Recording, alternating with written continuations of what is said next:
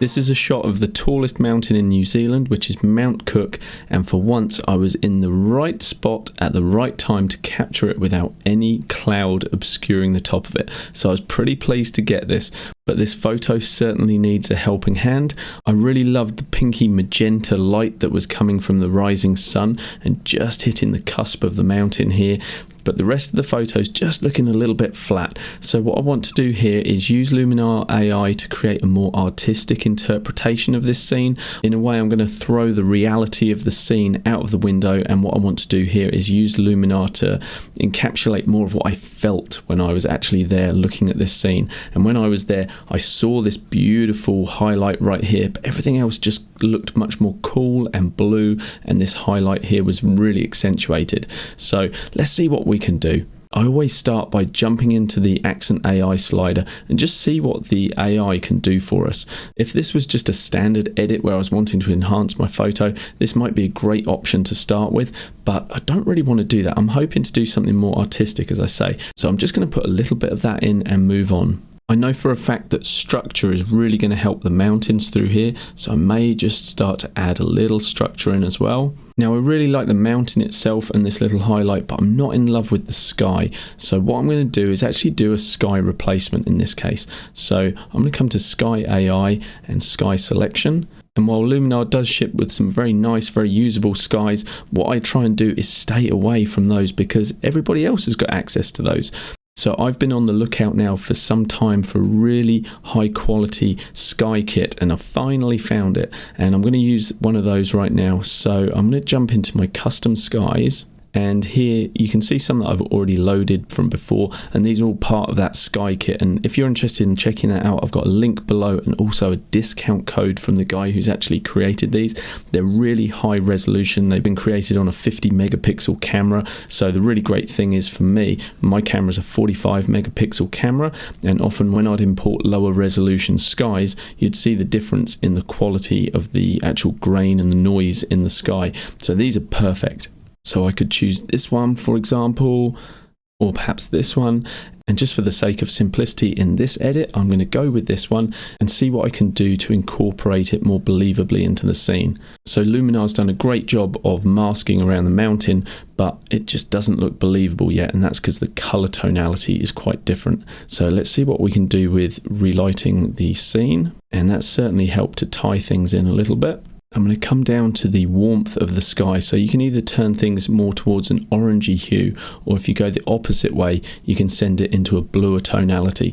And that's what I'm going to do here, because the original scene is very blue, so by pushing that towards the left hand side and enhancing those blues, things start to tone in just a little bit better. I can see where the sky is fading in just here, so I'm just going to play with the vertical offset and see if I can actually just hide that a little better. And then where we're introducing this orange over here, what I might do is just use my mask and just erase that ever so slightly. So with a low opacity, just start to take this area out just here. Okay, I'm happy with how that's looking so far. I'm just going to brighten it up ever so slightly, and potentially even add a little bit of atmospheric haze. Okay, the next thing I want to do is actually take a little bit more specific control of my image, and I'm going to do that with the local masking features. So I'm going to jump in here and add a new basic local mask, and I'm going to make some changes first, and that's going to affect the whole picture, and then I'm just going to paint it back in where I want it.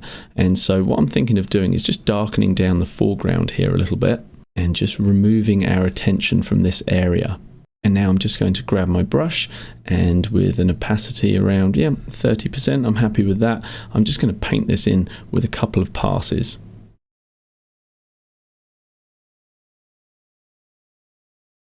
And if there's other areas as well that I just want to dull down, I might use it there as well. Maybe even right up here in the sky. And if there's an area where I'm not happy with what I've done, like this area in the top left is getting a little too dark, I'm just going to remove it from up there.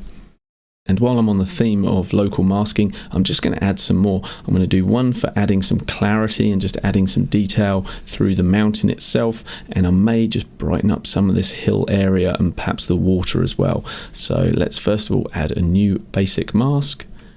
And let's play with the contrast.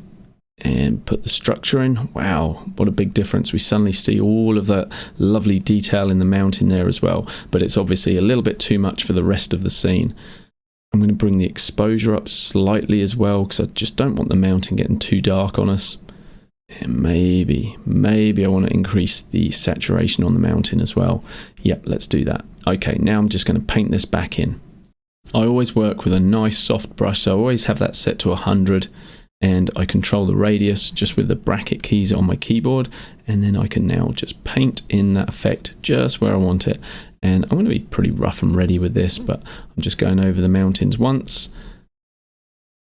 Let's go over it again, and I think I'll add the effect higher up in the mountain just so it helps to lead our eye up to this very pinnacle of the mountain up here. And now let's just see our before and our after. Okay, that's looking quite nice. Okay, let's add one more local mask that's just going to help bring our attention up here. Let's bring the exposure down a little bit and increase the contrast. Contrast always helps to bring your attention to certain areas, specifically if you use it in a localized way, which I will be here. And I'll just bring the vibrance up as well. And while this is absolutely far too much for the whole picture, again, I'm just going to use the paintbrush just to paint this in just subtly around key areas where I want our viewers' attention.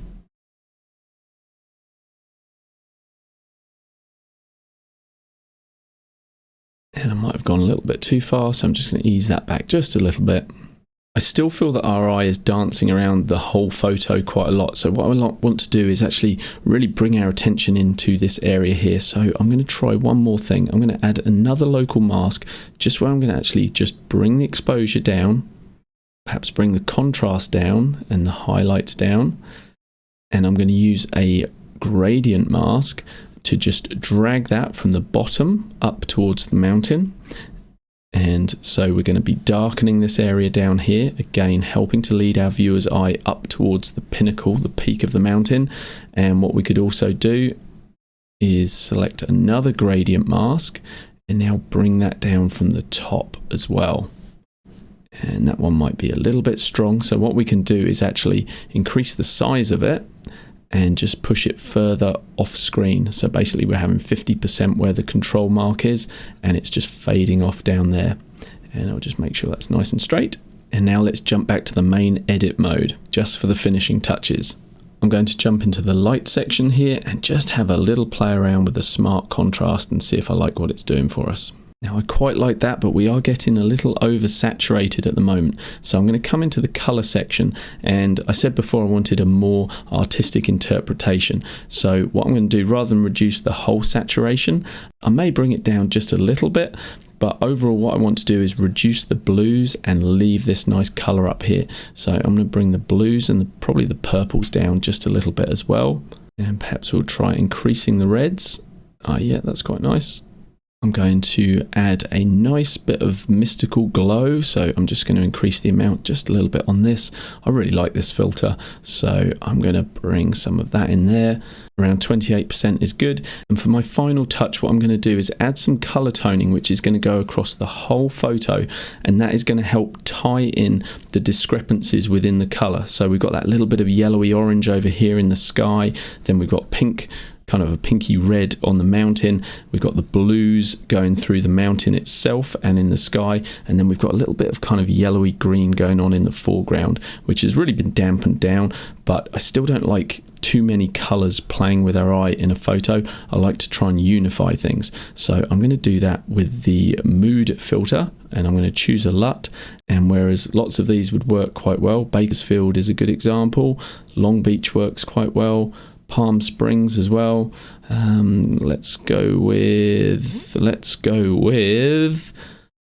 San Diego for this one. And if you want to see what the colors are actually doing, push the amount all the way to 100, and here we can see it's adding pinks into the highlights, blues into the shadow. That's perfect for what I'm after in this particular photo. So I'm going to push that to around 30, which is where it starts as default, which is great value. And let's just have a play with the contrast. Yep, I'm happy to add a little bit more contrast. Saturation, let's have a play with that. Okay, we don't want to oversaturate things, but I do really like that pink that's going on there.